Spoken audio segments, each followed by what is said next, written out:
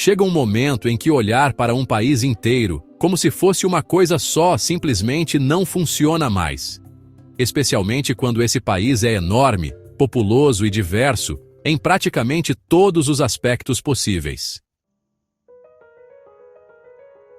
É exatamente por isso que faz sentido parar e tentar entender por que o Brasil, muitas vezes, parece ser 5 países diferentes convivendo sob o mesmo nome.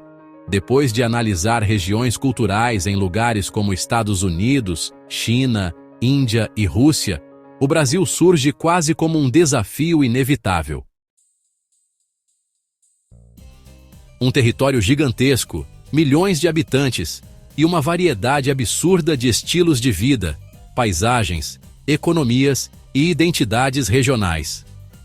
Tudo isso coexistindo sob uma única língua oficial, o português, o que por si só já é algo raro em países desse tamanho. Essa homogeneidade linguística cria uma ilusão perigosa. À primeira vista, pode parecer que o Brasil é culturalmente mais uniforme do que realmente é. Mas basta olhar um pouco além da superfície para perceber que essa unidade é muito mais administrativa do que vivida no dia a dia. Quando se observa o país com mais atenção, começam a surgir padrões claros, diferenças econômicas profundas, histórias regionais completamente distintas, climas opostos e até formas diferentes de enxergar o próprio país. Não é exagero dizer que atravessar o Brasil é, em muitos aspectos, como cruzar fronteiras invisíveis. Foi a partir dessa percepção que surgiu a ideia de dividir o Brasil em grandes regiões culturais e funcionais, não apenas seguindo linhas de estados, mas levando em conta geografia, economia, história, demografia e modo de vida.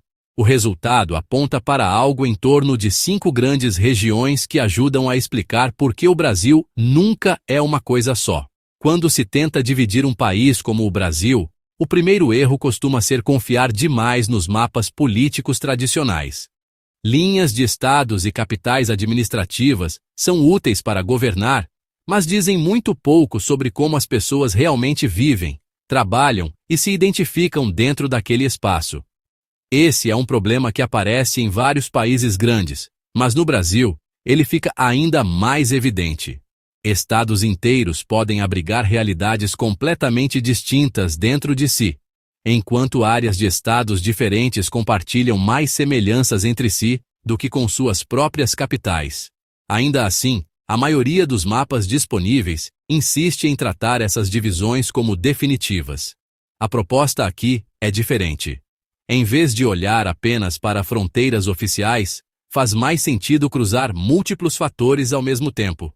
Cultura regional, tipo de economia, geografia física, clima, densidade populacional e até padrões históricos de ocupação ajudam a desenhar divisões muito mais próximas da realidade.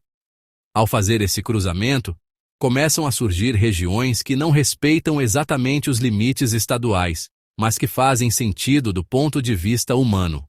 Áreas que compartilham hábitos parecidos, desafios semelhantes e até expectativas de futuro que se alinham mais entre si do que com o resto do país. Dentro dessas grandes regiões, ainda existem subdivisões. Regiões dentro de regiões. Lugares que claramente pertencem a um bloco maior, mas que carregam características próprias fortes o suficiente para se destacar. Elas não chegam a justificar uma divisão completamente separada, mas ajudam a explicar nuances importantes. O objetivo dessa abordagem não é criar um mapa definitivo, mas oferecer uma lente melhor para entender o Brasil. Uma forma de visualizar por que decisões econômicas, políticas e culturais funcionam em um lugar e fracassam em outro. A partir daí, as diferenças deixam de parecer confusas e passam a fazer sentido. Ao falar do Brasil em termos de poder econômico e influência cultural, é quase impossível não começar pelo Sudeste. Essa região funciona como o verdadeiro centro nervoso do país, concentrando população, riqueza infraestrutura e tomada de decisões em uma escala que nenhuma outra área consegue igualar. Altamente urbanizado e densamente povoado, esse espaço abriga algumas das maiores cidades do Hemisfério Sul. A economia é diversificada, misturando tecnologia, comércio, serviços financeiros e indústria pesada, tudo funcionando em um ritmo acelerado e profundamente integrado ao mercado global. O clima ajuda a explicar parte desse desenvolvimento. Em comparação com outras regiões do Brasil, o Sudeste possui temperaturas mais amenas, com ambientes subtropicais, áreas litorâneas e regiões de planalto. Essa variedade cria paisagens distintas que vão muito além das grandes metrópoles. Geograficamente, o litoral é separado do interior por uma cadeia montanhosa coberta pela Mata Atlântica. Essa barreira natural moldou a ocupação do território, influenciando rotas de comércio, padrões urbanos e até a distribuição da população ao longo do tempo. Culturalmente, o Sudeste é um ponto de encontro. A base portuguesa se mistura com influências vindas do norte e do sul do país, além de ondas migratórias da Europa e da Ásia. Italianos, alemães, japoneses e muitos outros grupos ajudaram a construir uma identidade híbrida, que acabou se tornando, para o mundo, a imagem mais conhecida do que é ser brasileiro. Seguindo para o Nordeste, a sensação é de entrar em um Brasil muito mais antigo, onde a história pesa de forma visível sobre a paisagem e sobre as pessoas. Essa região foi uma das primeiras portas de entrada da colonização portuguesa e, por muito tempo, funcionou como o verdadeiro centro econômico da colônia. Foi ali que Portugal estabeleceu alguns de seus primeiros assentamentos bem-sucedidos, impulsionados principalmente pela produção de açúcar. Esse modelo econômico moldou tudo ao redor: a ocupação do território, a formação das cidades e, sobretudo, a composição demográfica da região.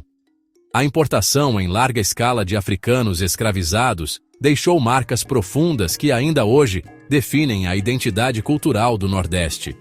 Música, religião, culinária e linguagem carregam heranças diretas desse período, criando uma das culturas mais ricas e reconhecíveis do país.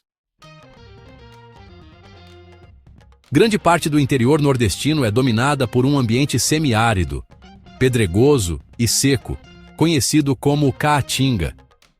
Apesar de ocupar uma área extensa, essa região não concentra a maior parte da população. As pessoas historicamente se estabeleceram em uma faixa estreita do litoral, onde o acesso à água e ao comércio era mais viável. Mesmo com níveis de desenvolvimento econômico mais baixos em comparação com outras regiões, o Nordeste abriga alguns dos maiores patrimônios históricos do Brasil. Cidades antigas, construções coloniais e tradições preservadas fazem da região não apenas um retrato do passado, mas uma peça essencial para entender como o país se formou. Ao chegar ao sul do Brasil, a mudança é perceptível quase imediatamente.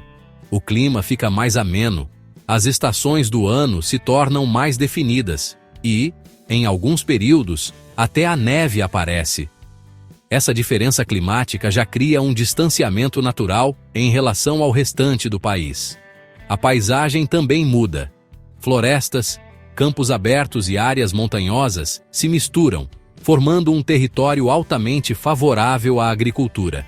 Essa combinação ajudou a transformar o Sul em uma das regiões mais produtivas do Brasil, especialmente na criação de aves, suínos e no cultivo de grãos como o trigo. Do ponto de vista demográfico, o Sul segue uma lógica própria. A região recebeu grandes ondas de imigrantes europeus, principalmente alemães, italianos e povos eslavos. Diferente do que ocorreu em outras partes do país, essas populações se estabeleceram de forma mais concentrada e com menor miscigenação inicial. Isso contribuiu para uma identidade regional muito marcada, frequentemente vista como distinta da cultura portuguesa brasileira, predominante no Norte e no Nordeste. Como resultado, o Sul acabou sendo percebido como a região mais europeizada do país, tanto em aparência quanto em costumes. Em termos de renda per capita e nível de desenvolvimento, o Sul figura entre os líderes nacionais. Sua economia é relativamente equilibrada e, em teoria, a região teria condições de se sustentar de forma independente. Essa autossuficiência ajuda a explicar por que ideias separatistas surgem ocasionalmente, ainda que sem grande força prática. Avançando para o interior do país, o Planalto Central apresenta um Brasil completamente diferente daquele visto no litoral. Essa região é marcada por vastas áreas de savana tropical, conhecidas como Cerrado, com clima quente e uma paisagem aberta que se estende por centenas de quilômetros. Esse ambiente se mostrou ideal para a pecuária extensiva. O Planalto Central se tornou o coração da produção de carne bovina no Brasil, sustentando uma cadeia econômica que abastece tanto o mercado interno quanto o externo. Em termos agrícolas, poucas regiões do país conseguem rivalizar com esse nível de produtividade. Mas o verdadeiro diferencial do Planalto Central está debaixo do solo. A região abriga algumas das maiores reservas minerais do país e do mundo, incluindo ferro, bauxita, nióbio, além de ouro, cobre e diversas pedras preciosas. Esses recursos fazem do interior um ativo estratégico de enorme valor. Apesar disso, o desenvolvimento humano não acompanha a riqueza natural. A ocupação é esparsa, com cidades isoladas, separadas por grandes vazios territoriais. A renda per capita fica bem abaixo daquela observada no Sudeste ou no Sul, refletindo desigualdades profundas. Culturalmente, o Planalto Central é uma zona de transição. Algumas comunidades se parecem mais com o Sul, outras com o Norte e o Nordeste. Essa mistura cria uma identidade menos definida, mas igualmente importante para entender como o Brasil se conecta de dentro para fora. Por fim, existe a Amazônia, uma região que por si só já parece um país à parte, não apenas pelo tamanho, mas pela lógica completamente diferente que rege tudo ali. A floresta domina a paisagem, o clima é equatorial e a presença humana é esparsa quando comparada ao resto do Brasil. Essa é a região menos povoada e menos desenvolvida do país em termos de infraestrutura tradicional. Ainda assim, ela abriga a maior concentração de povos indígenas do Brasil, incluindo comunidades que permanecem isoladas e sem contato com o mundo exterior até hoje. Isso por si só já coloca a Amazônia em uma categoria única. Do ponto de vista econômico, a Amazônia não compete com o Sudeste, o Sul ou o Planalto Central. Sua força não está na indústria pesada ou na agricultura em larga escala, mas nos recursos naturais. Madeira, borracha e outros produtos da floresta continuam sendo fundamentais para o restante do país. A ocupação humana se concentra principalmente ao longo dos grandes rios, em especial o Amazonas. Essas vias fluviais funcionam como estradas naturais, conectando cidades e comunidades em um território onde abrir caminhos por terra é extremamente difícil. Dentro da própria Amazônia, existe uma sub-região que se destaca, a área ao redor de Belém, na foz do rio Amazonas.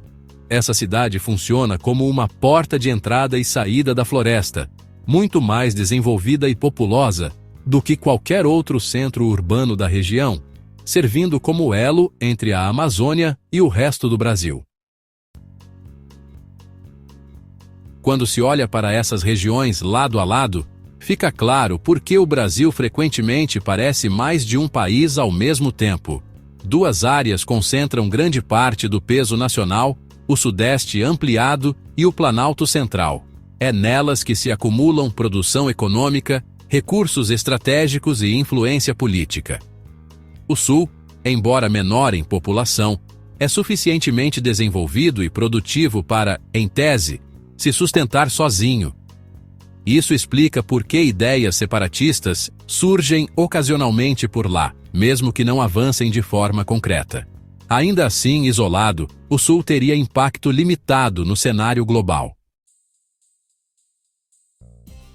Em contraste, as regiões do Norte e parte do Nordeste enfrentariam enormes dificuldades se estivessem separadas dessas áreas centrais.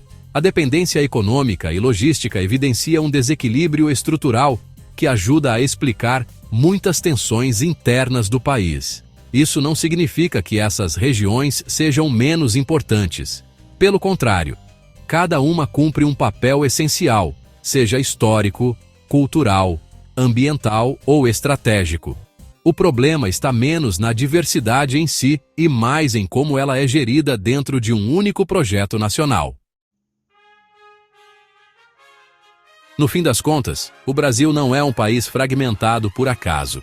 Ele é o resultado de geografias extremas, histórias distintas e caminhos de desenvolvimento muito desiguais, todos coexistindo sob o mesmo nome. Se curtiu o vídeo, inscreva-se no canal, deixe o like e se quiser apoiar nosso trabalho, clique no Valeu Demais aqui embaixo ou vire membro do canal por menos de R$10. Isso apoia o canal e ajuda muito.